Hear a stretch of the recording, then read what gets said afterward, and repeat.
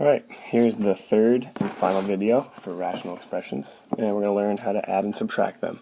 So it's a lot like adding and subtracting just fractions. We're going to get a common denominator and then combine the numerators. Alright, but for these, we've got to make sure we factor first. Finding the least common denominator helps. Alright, if you want to do that separately, I'll show you how.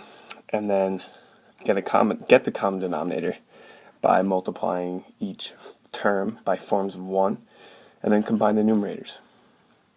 So something like this. Alright, we cannot just add the numerators and the denominators because they don't have common denominators. So to see what denominator we should kind of strive for to get a common denominator, the first thing we're going to do is factor everything.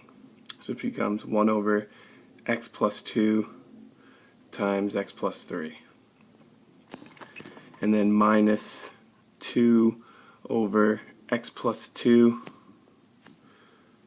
times x plus 1. And then plus 1 over x minus 4 times x plus 1. Alright, so we have to get a common denominator. Now, the least common denominator would be x plus 2 times x plus 3 times x plus 1 times x minus 4. So we have to get these three denominators to be the same by multiplying by forms of 1, striving to get this denominator, x plus 2 times x plus 3 times x plus 1 times x minus 4, because that has every factor of the denominators that we have. So to do the least amount of multiplying by forms of 1 to each fraction, and to get a common denominator, we're going to get this denominator. So in the first fraction, we're missing x plus 1 times x minus 4. So multiply this by x plus 1 times x minus 4 over x plus 1 times x minus 4. And then here, it's got the x plus 1 and the x plus 2. It's missing the x plus 3 and the x minus 4. So x plus 3 times x minus 4. Alright, and then here, it's missing the x plus 2 times x plus 3. And you have to make sure you multiply the bottom by that as well. So like x plus 3 times x plus 2. Just kind of ran out of room here. Alright, so now this entire fraction is going to be over the same denominator. X plus 2 times x plus 3 times x plus 1 times x minus 4. Alright, so in our numerator now we have to combine like terms. So we take this first quadratic, which would FOIL out to be x squared minus 3x minus 4, and then minus 2 times x plus 3 times x minus 4, which would be x squared minus x minus 12. And then plus this quadratic, which would be x plus 3 times x plus 2, which would become x squared plus 5x plus 6. Alright, and if we distribute this negative 2 here, we get negative 2x squared plus 2x plus 24. Alright, now we're going to combine like terms. So I should have changed, red was not a good choice, that's my bad to put red on red, but you could see it. If we combine like terms now, x squared minus 2x squared plus x squared, that's just going to be 0. Alright, and then negative 3x plus 2x is negative x plus 5x would be 4x. And then negative 4 plus 24 is 20 plus 6 would give us 26. And then it's all over this denominator. X plus 2 times x plus 3 times x plus 1 times x minus 4. And you should always check to see if this could be factored, and it could. You could pull out a 2, but it wouldn't result in any common factors with the denominator. So this would be your final answer, and then don't forget to check the domain restrictions, which would be x can't equal -2, -3, -1, or 4. Alright, let's look at another one like this. Here, we actually have a common denominator, or can get one pretty easily. If you notice that you have two binomials and they're both differences and one's just the reverse of the other, you can rewrite 2 minus x as -x plus 2 and then factor out a -1. So they're just opposites of each other, x minus 2 and 2 minus x. Alright, you can rewrite this as 6 over x minus 2 plus x plus 3 over negative x minus 2. And you know, a fraction is going to be negative if the numerator or the denominator is negative, so you can just rewrite this as, you know, negative x plus 3 over positive x minus 2, and now we have a common denominator. So we get 6 minus x minus 3 over x minus 2. And then 6 minus 3 is 3, so we get negative x plus 3 over x minus 2. You can write it like that, or you can write it as 3 minus x over x minus 2. Either one is okay. Alright, and don't forget your domain restrictions. X cannot equal 2.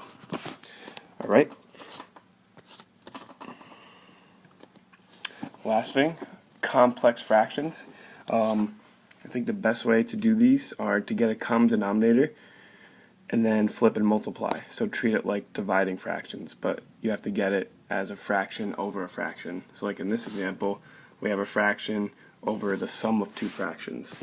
So if we get a common denominator in this denominator, so by taking x plus 3 over x plus 4 and multiplying it by x minus 7 over x minus 7, and then taking x plus 9 over x minus 7 and multiplying it by x plus 4 over x plus 4, then in our denominator we get x squared minus 4x minus 21, and that came from multiplying these two binomials, plus x squared plus 13x plus 36, and put that all over x minus 7 times x plus 4. Alright, let's combine this one more time in the numerator. So you get 2x squared plus 9x plus 15 over x minus 7 times x plus 4. So we rewrote this entire denominator here, which you can't see because I just used a white on white, but we just rewrote this entire denominator as that right there. And now we could take this and divide it by that. Alright, so I'm going to pause this and clean this up a little bit to show you where we stand.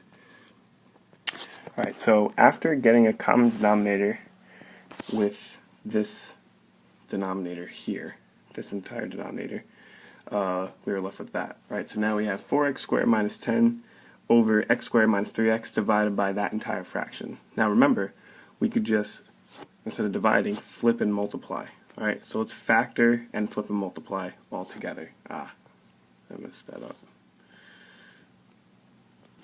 Alright, so this 4x squared minus 10, you can pull out a 2, and you get 2 times 2x squared minus 5 over x squared minus 3x minus 28, and that factors to x minus 7 times x plus 4. Now we're going to flip and multiply. So now this comes in the denominator.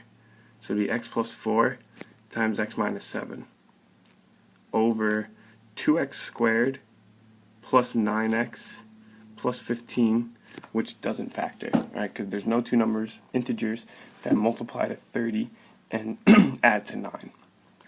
Now, we're going to just cancel out. So we could cancel out these x plus 4s and cancel out these x minus 7s. Don't forget to take them out of the domain, though. So you say x can equal 7 or negative 4. And when we learn about quadratics, we'll see that for this 2x squared plus 9x plus 15, there actually is no real number that will make that 0. So this is the correct domain. And then when we simplify it, we're just going to write 2 times 2x squared minus 5, or we can multiply it back out, make it 4x squared minus 10, over this 2x squared plus 9x plus 15. Alright, and that is your final answer, right? So we simplified this original complex fraction down to this right here. Alright, and don't forget about domain. Alright, let's do one more. So there are different ways to do this. I think it's best to just get a common denominator and then flip and multiply. So to do that, in our numerator with 1 minus 1 over root 3y, we're going to leave that and then subtract 3 times, and then we're going to multiply this by root 3y over root 3y. And then if we combine like terms, or if we like add the numerators, we get 1 minus 3 root 3y over root 3y. Alright, so that's just writing this whole numerator as one fraction. Alright, and now we're dividing by root 6y. Alright, now that's the same thing as multiplying by 1 over root 6y. So now we just multiply across. So we get 1 minus 3 root 3y over the square root of 18y squared. And if we think, alright, so I just multiplied root 3y times root 6y, and that's what I got. Now we could simplify that to keep the numerator the same, 1 minus 3 root 3y over 3 absolute value of y root 2. Alright, because root 18 simplifies to 3 root 2, and the square root of y squared is the absolute value of y, because we want to make sure that y stays positive, because it's getting squared before you're square rooting it. Alright, and we now just need to rationalize that denominator. So what we could do is multiply the top and the bottom by root 2. Multiply this by root 2 and that by root 2. Make sure you distribute it. Alright, and then we'd be left with 1 minus 3 root 3y times root 2. Alright, that's totally fine. If you want to distribute it in, you could. But I'm fine with you leaving it like that. Then over 3 absolute value of y times 2, which simplifies to 6 absolute value of y. Alright, so that would be the final answer. That's how you would divide those two. Just flip and multiply. Alright.